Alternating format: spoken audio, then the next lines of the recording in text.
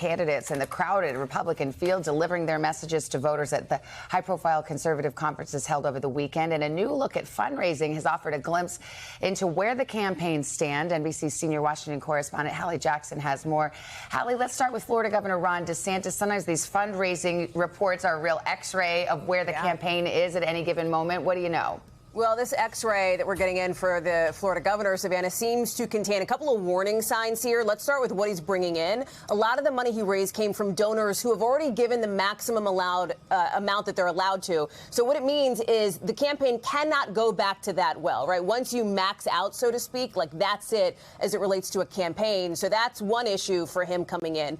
As for what he's spending, these new numbers show he burned through about $8 million in the first 6 weeks of his campaign. Why? Because he has a huge staff, nearly 100 people on staff. To give you a sense of context, that's dozens more than his competitors, the most by far, which brings us to another sort of piece of the puzzle here. Firings. NBC News has learned over the weekend that about a dozen people have been let go of Governor DeSantis' campaign, with more people expected to come in the weeks to come. One source describes these people as mid-level staffers across several departments. This seems to be, according to our reporting, a cost-cutting move that they've identified. They're spending a lot. They're trying to cut back. A campaign spokesperson says they're working to build a nimble campaign to go the distance. And DeSantis himself, in a new interview, blames what he describes as a media narrative for this discussion that perhaps he's stagnating. But the reality is, Savannah, he has struggled to gain some ground on the former president in polls so far. That's the reality for him.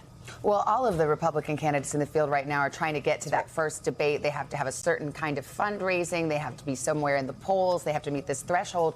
At this moment in time, who has made the stage? We don't know for sure yet because there is still, some weeks for this to play out. The next debate is just over a month away. But as you said, there are a bunch of factors that play in. There's this different criteria. Part of it is you have to have, let's say, 40,000 unique donors. That means 40,000 people from all over the country have had to have donated to your campaign. We're looking at these new numbers that show, for example, Asa Hutchinson, Francis Suarez, former Congressman Will Hurd. These folks still have a long way to go. They could maybe still get there, but it feels like a very, very uphill climb for them. Former Vice President Mike Pence, interestingly, is signaling he still is working to hit that bar of 40,000 donors, but he seems very confident that he's going to be on that stage.